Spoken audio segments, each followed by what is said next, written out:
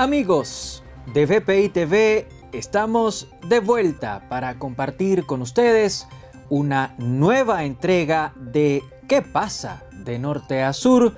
El programa de VPI TV dedicado al análisis internacional. El día de hoy, la noche de hoy, queremos dedicarle nuestro espacio a los sucesos que han acontecido en Venezuela. Como muchos de ustedes saben, el país celebró elecciones presidenciales el domingo 28 de julio. A partir de ese día, Venezuela se ha mantenido en una incertidumbre continuada que obedece a la existencia de versiones contrapuestas. Una de ellas le concede el triunfo a Nicolás Maduro Moros, mientras que la otra habla de una victoria del candidato opositor Edmundo González Urrutia. Vamos ya mismo a los hechos para poder entrar en contexto. En Venezuela, el tiempo avanza. Un total de 18 días han transcurrido desde que el país celebró su más reciente elección presidencial. Durante todo ese lapso, el poder electoral, encarnado por el Consejo Nacional Electoral de Venezuela, no ha compartido datos disgregados que avalen los boletines que le otorgan la victoria electoral a Nicolás Maduro. A decir del Consejo Nacional Electoral, Maduro, un líder de izquierda que heredó el poder luego del fallecimiento de Hugo Chávez, obtuvo una cifra que supera los 6 millones de votos. Ese número le colocaría por encima de Edmundo González Urrutia, un exdiplomático que se inscribió como candidato presidencial in extremis. González Urrutia asumió las aspiraciones de María Corina Machado. La lideresa, ganadora de la primaria opositora, fue inhabilitada para postularse y para ejercer funciones públicas mediante un acto administrativo que a la postre se convirtió en un fallo judicial. A raíz de ese impedimento, Machado llegó a nombrar hasta 2 sucesores. La primera fue la profesora Mirna Lloris, o mejor dicho, Corina Lloris, la profesora Corina Lloris, una académica que tampoco pasó los filtros impuestos por un Consejo Nacional Electoral que aludió órdenes superiores. Luego de ello, salió a relucir el nombre de Edmundo González, quien al parecer era bastante más potable para la administración de Nicolás Maduro. Volviendo a los resultados y citando nuevamente al Consejo Nacional Electoral, Nicolás Maduro se habría impuesto a Edmundo González. Tal versión, como ya dijimos, no ha sido debidamente demostrada por el órgano rector, es decir, por el Consejo Nacional Electoral. A las 48 horas de haber culminado la elección y por mandato de la ley, el organismo debía precisar los números que respaldaban la aparente victoria de Nicolás Maduro. Esas cifras tenían que ser compartidas en primera instancia con todas las organizaciones políticas que formaron parte del evento comicial del 28 de julio. A pesar de tal normativa, el Consejo, lo repetimos, no ha mostrado los datos disgregados por estado, por municipio ni por parroquia, mucho menos por colegio o por mesa electoral. Ante la ausencia de reportes oficiales y detallados, el Comando con Venezuela, nombre con el que se bautizó al comando de campaña de la oposición venezolana, hizo público su propio conteo. El comando realizó su totalización sobre la base de 24.532 actas electorales que fueron colectadas por testigos y activistas favorables a la candidatura de Edmundo González. De acuerdo con esa sumatoria, el ex diplomático llegó a acumular más de 7 millones de votos, o, lo que es lo mismo, 67% de los sufragios. Por su parte, Nicolás Maduro habría quedado muy por detrás, con poco más de 3 millones de votos, o, lo que es lo mismo, 30% de los sufragios. Tales números no solo fueron anunciados a la opinión pública por importantes voceros de la oposición venezolana, entre ellos la propia María Corina Machado. De manera adicional, el Comando con Venezuela hizo públicos todos sus datos a través de una plataforma que podía ser consultada por cualquier venezolano alrededor del mundo. La movida, efectuada con el ánimo de generar credibilidad y certidumbre, dejó el balón en la cancha del Consejo Nacional Electoral, una institución que tiene la tarea de desmontar con pruebas en mano la versión que le concede la victoria al candidato Edmundo González. Mientras ello ocurre, Nicolás Maduro se mueve dentro del tablero jurídico. A los días de su aparente triunfo, el líder socialista acudió a la sede del Tribunal Supremo de Justicia de Venezuela. Una vez allí, Maduro se dirigió a la sala político-electoral, una instancia ante la que presentó un recurso de amparo. Maduro también solicitó una investigación, por no decir una auditoría, de la elección del 28 de julio. Hasta ahora, la acción ejecutada por Maduro ante la Sala Político-Electoral del Tribunal Supremo ha sido calificada como un sinsentido jurídico, pues según la legislación venezolana, no es el Tribunal Supremo la institución facultada para auditar o certificar resultados electorales. Esa competencia, indica la ley, es exclusiva del Consejo Nacional Electoral. Lo que sí admite la norma, lo que sí admite la ley venezolana, es que supuestos perjudicados se presenten ante la Sala Político-Electoral del Tribunal Supremo con la intención de objetar el dictamen previo ofrecido por el Consejo Nacional Electoral, lo cual sería muy parecido a la impugnación de la elección. Por consiguiente, la presencia de Nicolás Maduro ante la sala político-electoral solo tendría asidero si su finalidad fuera la de objetar los boletines que fueron presentados por el Consejo Nacional Electoral y que le conceden la victoria. Desde esa perspectiva, repetimos, la acción judicial iniciada por Maduro carece de todo sentido, al menos desde el punto de vista jurídico.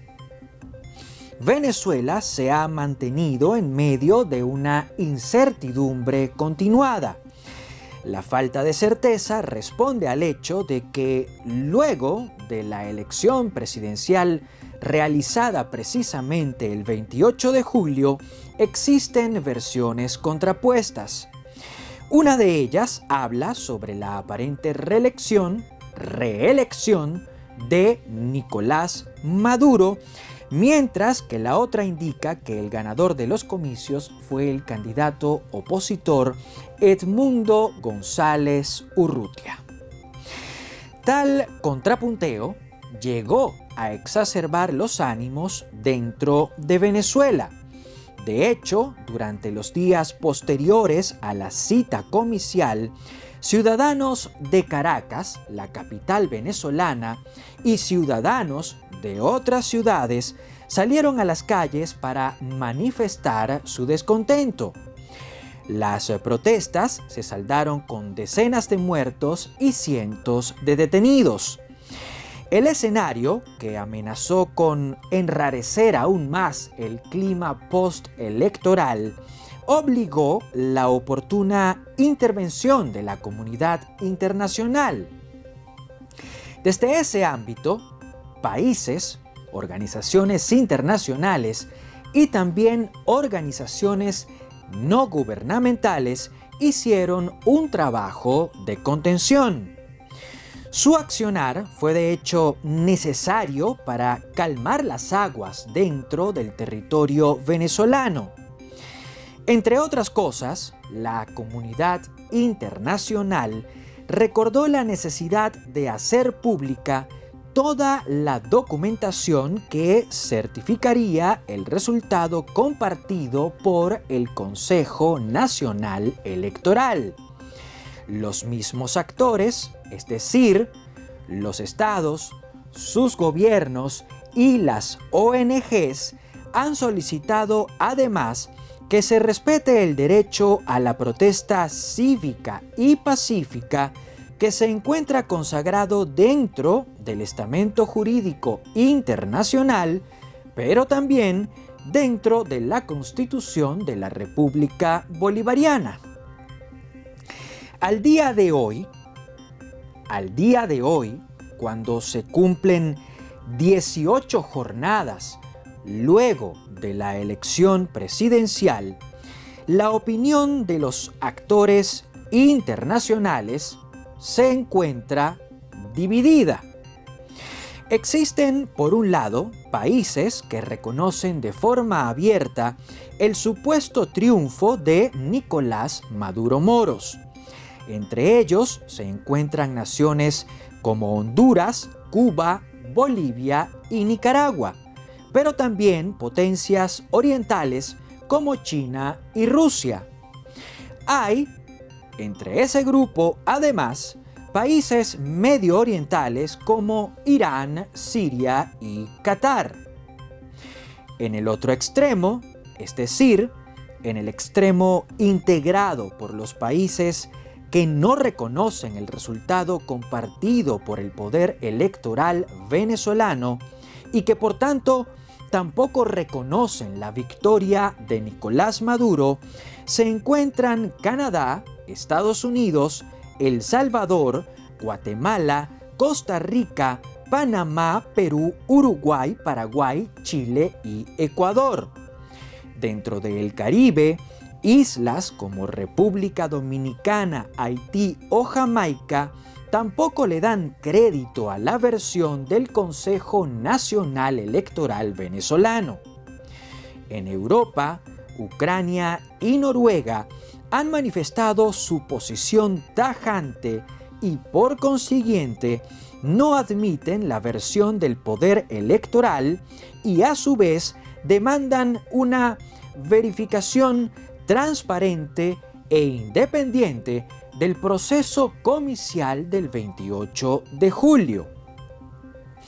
Si nos limitamos a lo que acabamos de comentar, la conclusión lógica sería que hay una polarización dentro del ámbito internacional a la hora de abordar la realidad venezolana.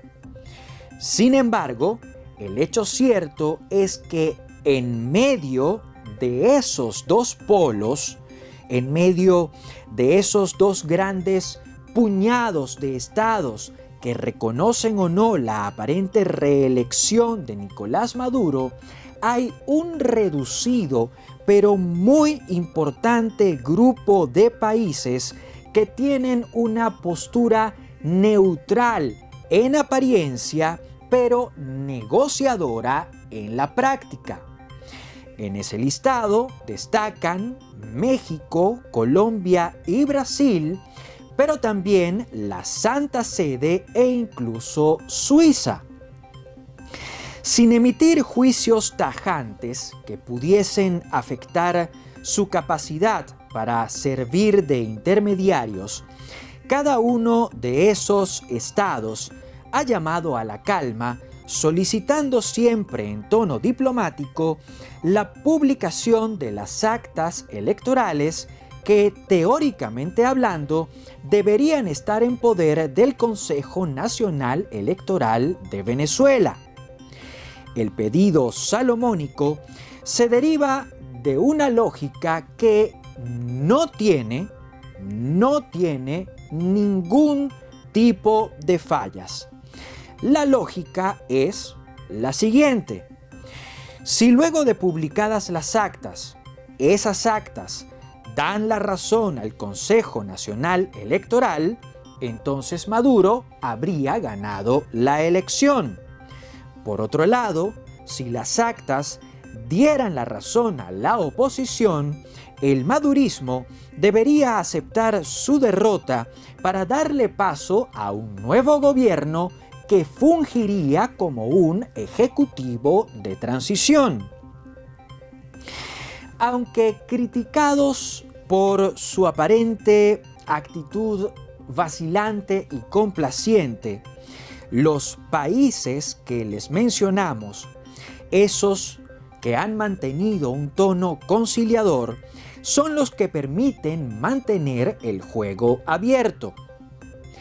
Al no inclinarse hacia un lado u otro de la balanza, las naciones y sus respectivos gobiernos han logrado mantener sus líneas de comunicación con la administración Maduro, pero también con la oposición que se encuentra representada por María Corina Machado y por Edmundo González Urrutia. Esa capacidad de interlocución es la que hasta la fecha les ha permitido funcionar como buenos oficiantes, llevando y trayendo mensajes desde la trinchera madurista hasta el lado opositor y viceversa. Aunque pueda creerse lo contrario, la dialéctica entre ambos bandos, entre el madurismo y la oposición, es sobre todo en este momento un asunto de esencial importancia. Que haya contactos entre ambos sectores, con la mediación de Colombia, de México, de Brasil, de Suiza o de la Santa Sede, es el primer paso para avanzar hacia una transición negociada. Al conversar, los bandos se reconocen a sí mismos, pero también de manera mutua, como fuerzas políticas que se encuentran activas.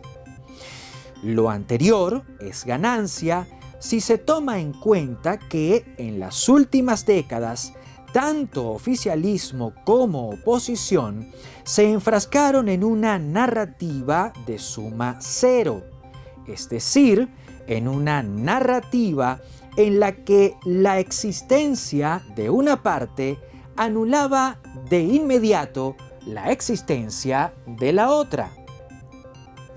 Por otro lado, el diálogo, aunque indirecto, pudiese servir como terreno fértil para la eventual construcción y adopción de pactos de no agresión. Entre los apartados a negociar se podría incluir la supervivencia física y política del madurismo, pero también la de los actores que hacen vida dentro de la oposición venezolana. Una garantía de ese tipo resultaría vital para evitar, por ejemplo, que los organismos de seguridad, así como las instituciones del poder público venezolano se perpetúen como perseguidores o como protagonistas de detenciones arbitrarias. Una garantía de ese tipo también podría funcionar como incentivo. Ofrecer amnistías o salvoconductos pudiese ser de utilidad en escenarios en los que los costes de salida para aquellos que retienen el poder son muy superiores a los costes de permanencia en el poder. Por otra parte, la gobernabilidad tendría que erigirse sobre la base de la cohabitación o, lo que es lo mismo, la coexistencia. Aunque rechazada por una parte de la sociedad y de la dirigencia política venezolana, la coexistencia se antoja inevitable. En el supuesto de que una negociación le abra el camino a un ejecutivo de transición, tal gobierno se enfrentará al reto de cumplir con sus funciones en medio de un escenario adverso. En la actualidad, todo el andamiaje sobre el que se sustenta el Estado venezolano se encuentra permeado por el chavismo devenido en madurismo. En consecuencia, desde el cargo público más básico hasta los puestos de mayor jerarquía, permanecen ocupados por funcionarios que son y que podrían seguir siendo leales a Nicolás Maduro. Por ende, un futuro, pero posible, gobierno de transición deberá desarrollar capacidades que le permitan operar en medio de todos ellos, con todos ellos y a pesar de todos ellos. Les comentamos que tanto México como Colombia y Brasil hacen esfuerzos para mantener abiertos sus canales de comunicación con Nicolás Maduro y con la oposición encabezada por María Corina Machado y por Edmundo González Urrutia. Tales esfuerzos, les explicábamos, buscan llevar a las partes, es decir, al madurismo y a la oposición venezolana, a un escenario de negociación que permita avanzar hacia una transición. El hecho de que México, Colombia y Brasil, países con gobiernos encabezados por dirigentes de izquierda, se interesen en la situación venezolana, podría explicarse desde el punto de vista de la soberanía, la seguridad y la defensa. Con Nicolás Maduro como gobernante de Venezuela, la República Bolivariana ha entrado en una caída libre a la que los especialistas han bautizado como crisis humanitaria compleja. Se trata, según se ha puntualizado, de un trance de carácter crónico que tiene múltiples orígenes y que por encima de todo ha sido inducido como mecanismo de y para el control social. La crisis, que como ya se ha dicho, que como ya mencionamos, es multifactorial y autoinfligida, ha generado una ola migratoria sin precedentes para un país que no está en guerra y que tampoco ha sido azotado por un desastre natural. Unos 8 millones de ciudadanos venezolanos han abandonado su terruño en la procura de estabilidad económica y política. Otros lo han hecho para garantizar su supervivencia. Tal ola migratoria ha tenido un impacto directo en Colombia y Brasil, dos naciones que, por tener frontera común con Venezuela, han recibido ingentes cantidades de migrantes venezolanos.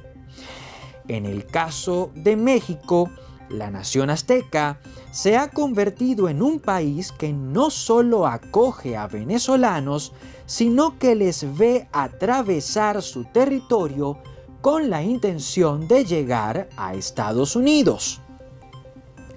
En la mayor parte de los casos, en la mayor parte de las oportunidades, quienes migran son ciudadanos de bien.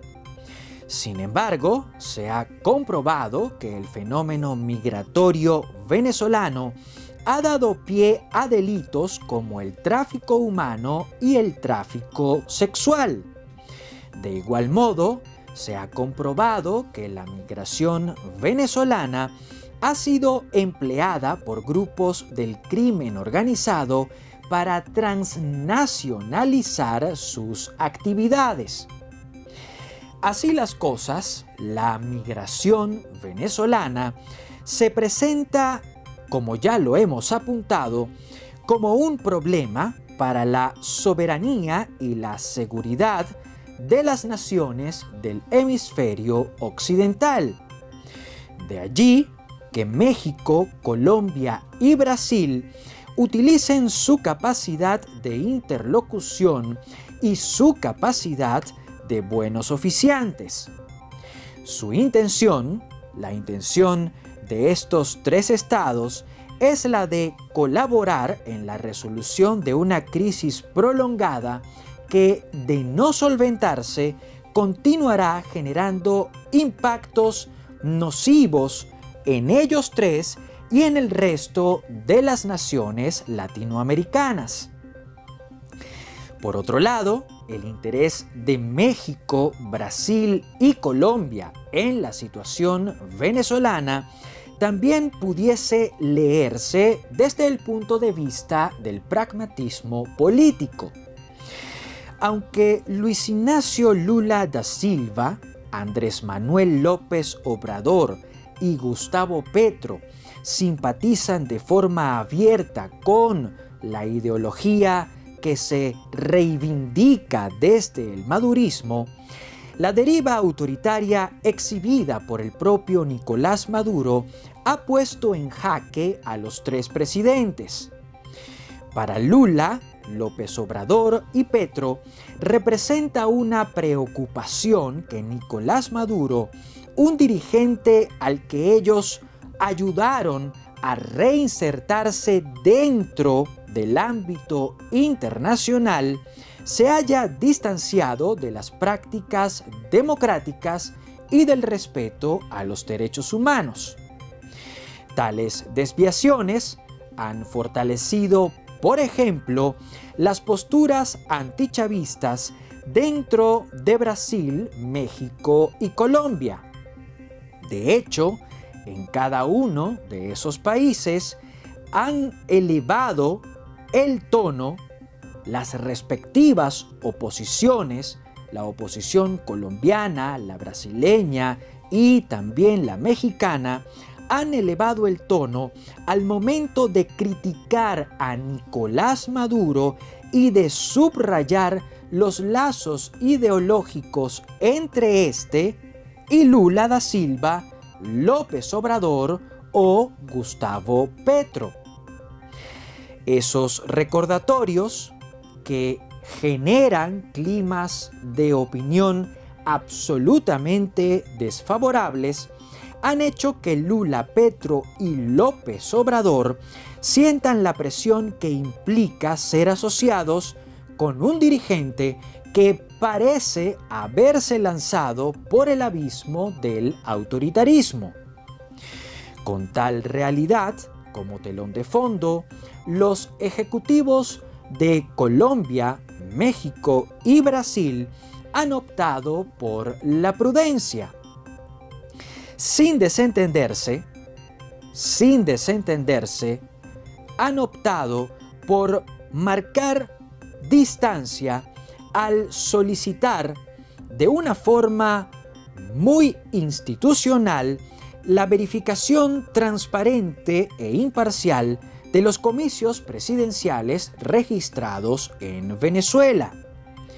Mientras formulan tal exigencia en público, en privado, los gobiernos de Brasil, Colombia y México trabajan desde la discreción propia de la diplomacia para fomentar una negociación que lleve a la República Bolivariana hacia un estadio de transición hacia la democracia. Solo de ese modo, tanto Lula da Silva como Petro y López Obrador podrían esquivar el costo político que implicaría el ser aliados de un dirigente que, en aras de permanecer en el poder, optó por hacerle poca gala a las normas propias del juego democrático. Con esa reflexión hemos llegado al final de la presente entrega de ¿Qué pasa? De Norte a Sur, el programa de VPI TV dedicado al análisis internacional. Hasta este momento les acompañó Alejandro Linares Mendoza, periodista y analista internacional. Nos reencontraremos, si Dios así lo permite, la semana que viene. Mientras tanto, les recuerdo que estar con ustedes siempre será un placer.